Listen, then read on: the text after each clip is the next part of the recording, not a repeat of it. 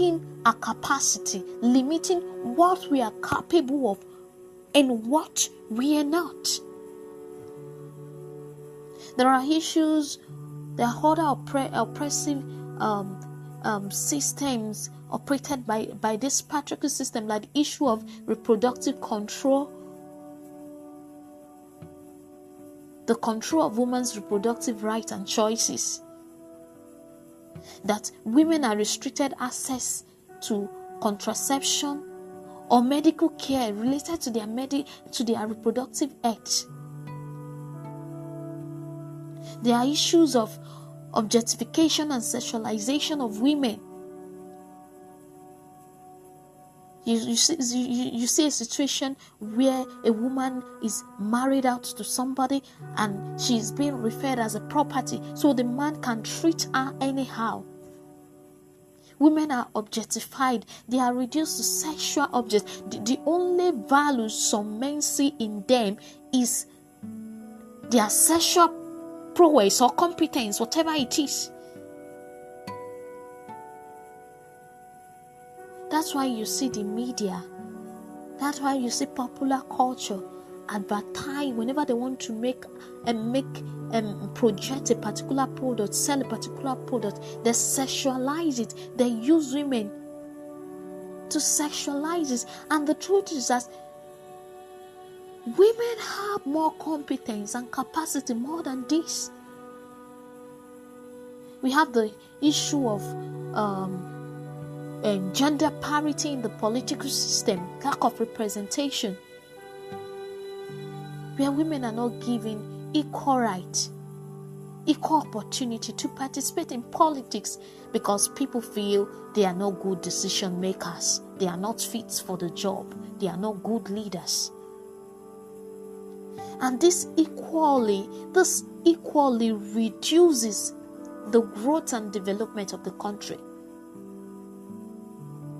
And the nation that wants to grow must learn to empower and entrust its citizens, both male and female, with leadership positions to serve. So these are the things that feminism promotes and projects. And another thing is that feminism, the most important thing I want us to get from this podcast is that feminism is not an imported ideology from the West. No, it is not. You see people arguing all about, you just want these foreign thoughts and ideas. Education have eaten deeply into you that you do not respect African culture. No. Feminism is African. African women had a history of advocating for and promoting women's rights in society long before we were colonized. Although there are no documentations for this, because we do not really have documentations of our past, we do not have it.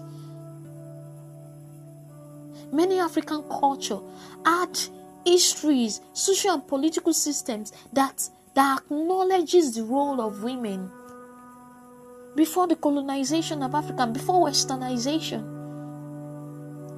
You've heard the stories of Queen Amina of Zaria. You've heard the story of Queen Nefertiti of ancient Egypt. You've heard the story of Queen Zinga of Angola. These people play significant roles in governance and military leadership. For those of us in Nigeria, remember how Queen Amina fought in the war. Would you say that is why we always tell people to put people in positions of authority based on their competence, their personality and capacity, not based on their gender? Because some people you have stereotyped to be weak might become the strongest, while those you stereotype to be strong might not even have the capacity for the role you're placing them in. So I want us to understand the fact that feminism is not an imported ideology. It is as African as it is Western. Globally, it is an issue.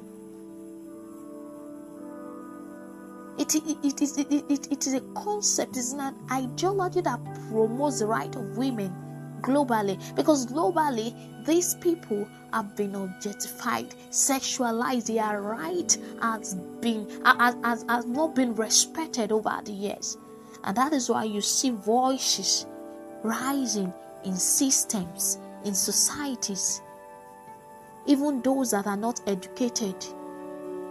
Those that are educated, you see them speaking out. Remember the Aba Women Riot. Remember these voices. Remember them. African women have a rich history of advocating for women's rights, and this predates colonialism. African women have been leaders, even in marketplace leaders, projecting and promoting economic activities.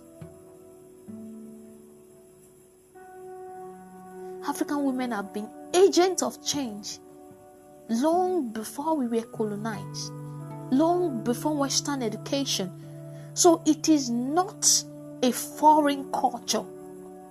Rather, it is the voice that promotes social good, that promotes development in society.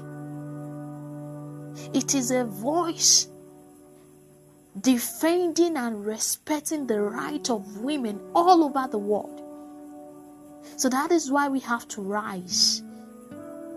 Men, women, male, female, we have to rise. We have to rise to defend and respect the right of women all over the world, because women's rights are women's rights. So whatever system, whatever institution, whatever it is that does not project or promote the welfare of women in society should be corrected, and you are the one to correct it. When you correct it, that is when you begin to enjoy the goodness of being human. That is when your well-being as an individual will be protected.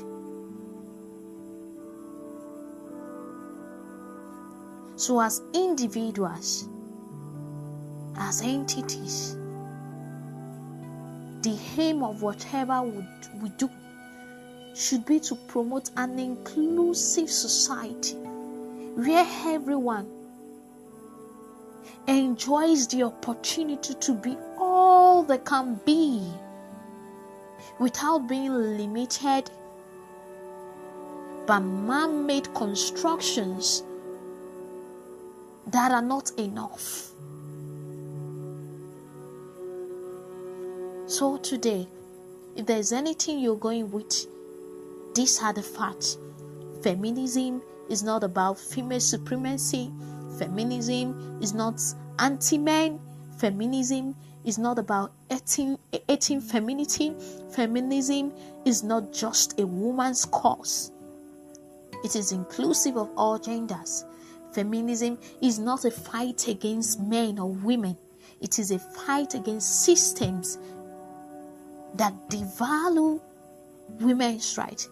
Feminism is not an imported ideology from the West. Rather, feminism is the heart,